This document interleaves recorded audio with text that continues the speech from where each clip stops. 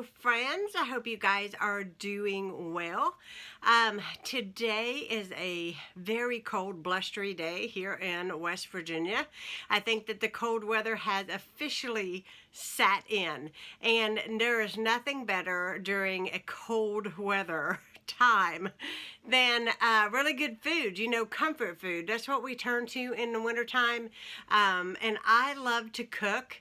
As you guys know, if you watched my previous video this week, I have been a little under the weather. As of today, I'm feeling a lot better, but I'm still not completely up to snuff, but I have been doing some cooking. We have to eat, right? Life goes on. Even if you're the cook of the family, life goes on. Everybody must eat. So I have made some really good things, and I wanted to share it with you guys because food is where kind of the heart of the family is. It's where we all surround a kitchen table together. That's what brings us together. It's what brings us comfort. There's traditions in food. And everything that I share with you guys, I honestly make my family, and I have been making my family for years, these recipes. My children have enjoyed these recipes, and now they are making them in their own homes. And now I am making these recipes for my new family because I just got married in March. So my new husband is enjoying all of the food that I have been preparing. And I just wanted to share with you guys what has been cooking in my kitchen. So I thought that I would come on here and kind of chat with you a little bit and insert the clips of my food that I have been cooking this week, and hopefully you guys like this style of video. A lot of you guys enjoyed seeing what I cook in a week, and it gives you inspiration for what you might want to prepare for your family. So I hope you all really enjoy this video. First thing that I have made is a cabbage casserole. This is one of my husband's all-time favorite. It is a super easy, delicious way to get vegetables onto the plate, but you feel like you are actually eating a hearty Mexican style dish. I just top with a little bit of sour cream, and it is so delicious. It is very, very seasoned and very filling, and it is, I can't even rave about it enough. You'll have to try it. It is that delicious. The second thing that I made was my spinach and ricotta stuffed lasagna rolls. This is a must make in my family. I made them for Ronnie. He couldn't believe there was no meat in these. They're so easy to make, and I have a video on that. And I also made some French bread pizzas with some pepperoni and some Italian cheese and a little bit of spaghetti sauce that I put on top. And this is just made with 2 giant things of garlic bread that I bought from Aldi, and it makes a really delicious French bread pizza. It's a great idea for kids if you're wanting to serve a quick pizza.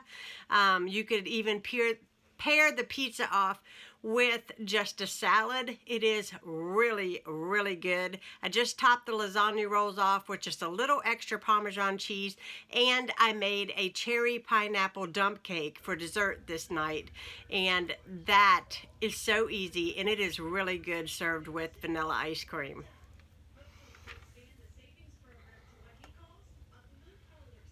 Next thing I made was some simple hamburgers with onions and mushrooms. I added in my Clavender's Greek seasoning. It is my go-to seasoning. If you've watched me a long time, you know that is one of my favorites.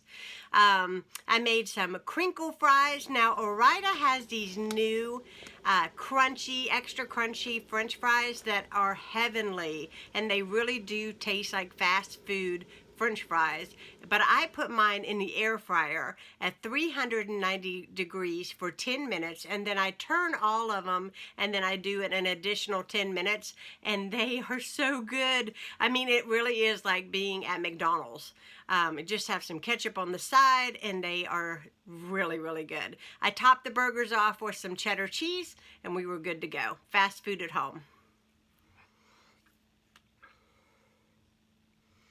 Then I made a big, ginormous pan of peanut butter fudge, which is probably not so smart of me because I can't stay out of it once I make it.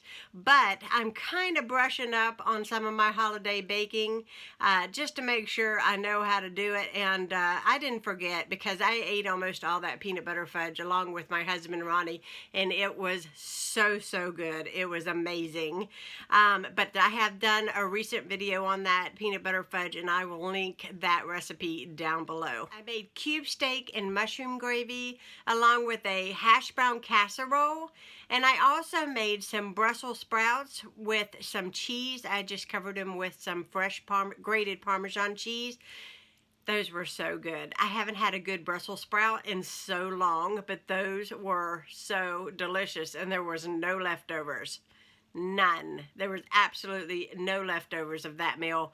And I have to say, when I went home to visit my dad, I made a meal up there, and I made that cube steak with the mushroom gravy, and he said by far that has been one of his favorite meals that he has had. He loves the way that tasted, and I do too, and I highly recommend you trying to make my cube steak with the mushroom gravy. It is so good. It is so good. I made a spiral ham, which I know you've seen in a vlog earlier this week. I made a spiral ham. It came with a glaze packet that I mixed with pineapple juice. It baked up superb. It was one of the best spiral hams I think that I have ever made. I don't even know how to describe it, but it was so succulent and it tasted so good. It was not dried out at all. It was not overly salty. It was the best ham that I think that I have ever eaten. It was that good. And then I made some mashed potatoes to go along with it. And when I make my mashed potatoes, I just use evaporated milk and some butter. And then I just blend it all together, and it just comes up really good and fluffy. Everybody loves a good mashed potato. And then I made I had 2 giant heads of broccoli, and I cut that all up, and I cooked that for 8 minutes in water, and then I drained the water, and then I add cheese, and I put the lid on it and turn my heat on low, and it steams the rest of the way, and it cooks up perfect every single time when I time it for 8 minutes. I don't know why, but it cooks up perfect every time. That was so good. It was a good meal. And then I made a homemade pumpkin pie. And I have to say that I bought my pumpkin and my crust from Aldi. That is the best store-bought pie crust I have ever had. It was extremely buttery and flaky. Everybody kept saying, oh, the crust is absolutely wonderful. So whenever I get a chance to rebuy that crust, I will let you know for sure what the name of that crust is in case you are wondering. And if you do know, leave it down below in the comments because it was good. You got 2 ready-made pie crust, and they come wrapped, okay? And they were frozen. I still have 1 more left, and I don't know what I'm going to do with it, but I think I might make a coconut custard pie in it. But that pie crust made that pie. And I made my pumpkin pie recipe where I use condensed sweet milk and a couple of eggs. And I think that's pretty much it. And just blend it together, add a little bit of cinnamon, put it in the oven for 40 minutes. And it is, one of my favorites. My stuffed peppers. And really and truly, they are so easy to make. And a lot of people will make like stuff the entire whole pepper. But I actually cut my pepper in half and stuff the halves because it takes less time for them to get done. And a half a pepper really is plenty usually for somebody, especially if you're going to make sides. So what I did is that I just took my hamburger meat, I added in a couple of eggs. So I used minute rice this time. You can use regular rice if you like, but I just used minute rice because I had it on hand. And I added some mushrooms. You're going to find that I add a lot of mushrooms to things because Ronnie loves mushrooms in everything. So I added some mushrooms. I added my lavender seasoning once again, a big heaping spoonful of garlic, some fresh minced garlic, salt and pepper, mixed it up with my hands, stuffed the peppers. Then I covered it in a jar of spaghetti sauce. I believe it was Classico. And then I covered it with foil, stuck it in the oven on 400 for an hour, and it was ready. It was so good, so good. And as a side, I made some fried potatoes. So I leave the skins on my potatoes, and they are russet. I washed them real good. I cubed them into small pieces. I added in shortening, and I fry my fried potatoes in shortening. I understand it's not the healthiest, but I use shortening. I use salt and pepper, some garlic, and I just let it cook until they are nice and brown and done. And that is what I served on the side with my stuffed peppers.